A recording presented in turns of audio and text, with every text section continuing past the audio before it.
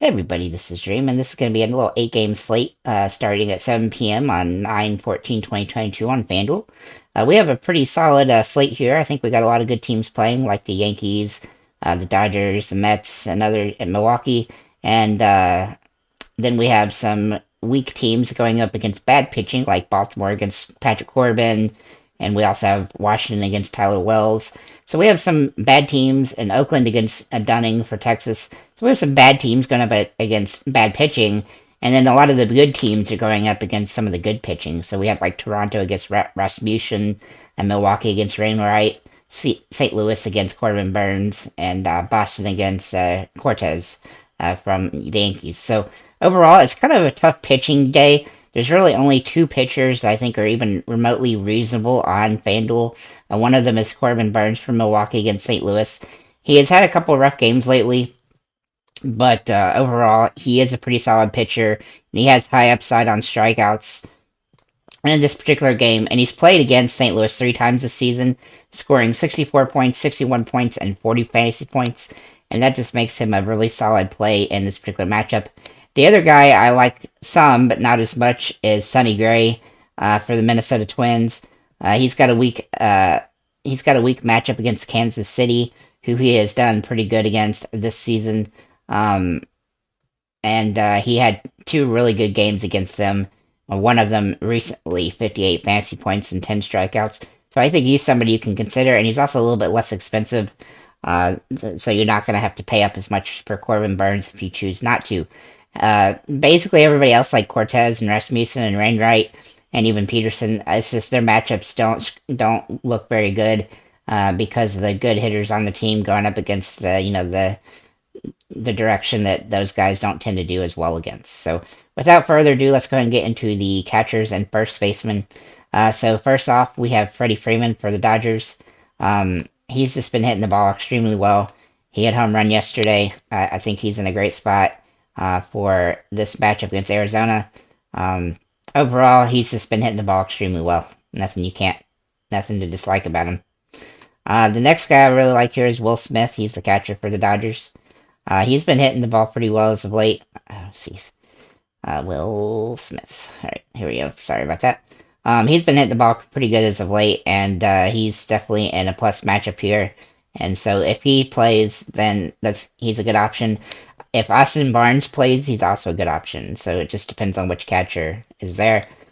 Pete Alonso is a guy I really like today. He's had some really big games lately. He's had 21 points yesterday, 22 a few games ago, but he's still getting hits and stuff in most games. He had a little bit of slump a couple weeks ago, but he seems like he's out of it now, and he's a home run threat every time out. And the Mets need him too, because them and the Braves are lockstep for the division. And then Dalton Varsho, I really like him today. He looks like he's going to be due for another good game. Arizona's been playing pretty well lately, and so I look for him to have another big game. Then I have a little bit more unorthodox options here. Seth Brown for the Oakland. Texas's pitching is not looking real good for today, and he's surprisingly been doing pretty solid as of late. So I really like what he's got going, and if he can have a good hitting game, he's got opportunity. Excuse me, to score some runs and stuff like that and get you some good fantasy points. Vlad Jr. I mean, he's just Vlad Jr. Home run threat every time he comes up to bat. Has been playing pretty well lately. Ryan Mountcastle has actually been extremely good the last few games. I really like what he's doing. He hit a home run today, in fact. And he, even if he doesn't hit a home run, he's been getting hits and RBIs a lot. And the Baltimore Orioles, they get the Patrick Corbin experience, which always bodes well for hitters. And he's my favorite hitter on the team besides Mullins today. And for whatever reason, it doesn't look like Mullins is probably going to play, but if he does, he'd be somebody you'd take a look at. But yeah, Mountcastle is my favorite Oriole. Christian Walker for Arizona. Now, he's a little bit boomer bust lately, but he's still been pretty good lately, and I think he's at a good price and good point. And so he's somebody to take a look at. At second base, we have some good options available. Trevor Story, if he plays, which he may not play, he sat out yesterday, so we'll see if he plays today. If he does play, he'll be somebody to take a look at against the Yankees. Marcus Simeon is another guy. He's been hitting the ball pretty well lately. He's been having some huge games occasionally, and he hadn't really had that many bad games either, so he's pretty safe. And so I really like him in this matchup against Oakland. Max Muncy, he's actually, I think he hit a home run today.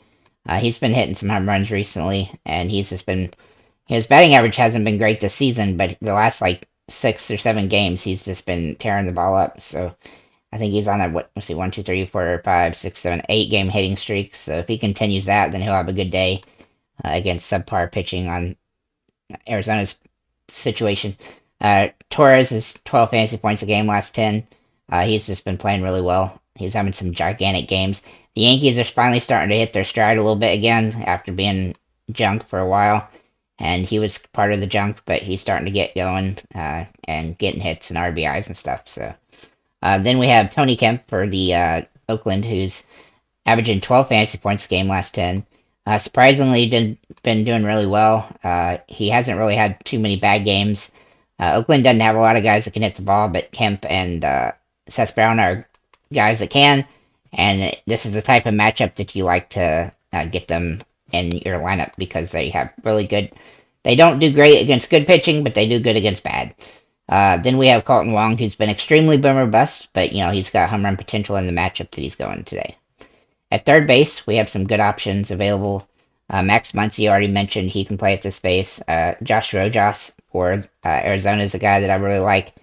He's not the gigantic home run threat, but he's got a threat to score points, and that's what you need on FanDuel. Then we look at Donaldson for the Yankees. He's starting to get going again, finally. Took him a little while, but now the last 4 games, he's had 3 really good ones. So if he can continue that, then that's going to help the Yankees. Devers for Boston is in a good spot here, 13 fantasy points a game. He's been hitting the ball pretty well most of the games, but he's had a few duds in the middle. But overall, he's a pretty good option. Justin Turner is probably my favorite option at this position. He's been just absolutely killing the ball lately. I think he's been extremely good. He's only had a couple bad games, and he's at a really good price point too. Almost too inexpensive, almost. Then Patrick Wisdom, he hasn't been quite as good, but he's in a really good plus matchup here, and I think he's kind of due to break out of this little mini slump he's been in. And so he's somebody I think you got to take a look at.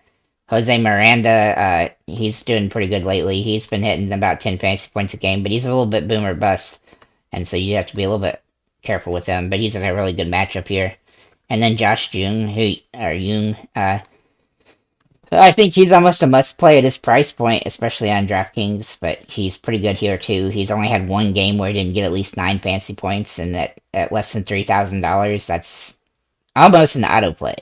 So, he did good yesterday again, had a double RBI. He's been doing that about every game.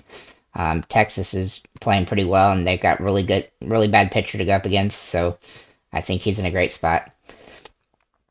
At third base, at shortstop, I have Trey Turner. He's been playing pretty good for the Dodgers, and he's got a nice big plus matchup here. He's just absolutely been killing the ball lately. He's only really had 1 bad game in the last, 15 games. He's somebody you gotta consider. He's pretty expensive, though. Lindor's kind of to a lesser degree. The Mets are trying to hold off the Braves, and he's been kind of hit or miss, though, so you do have to be a little careful with him, but he's in a very good plus matchup.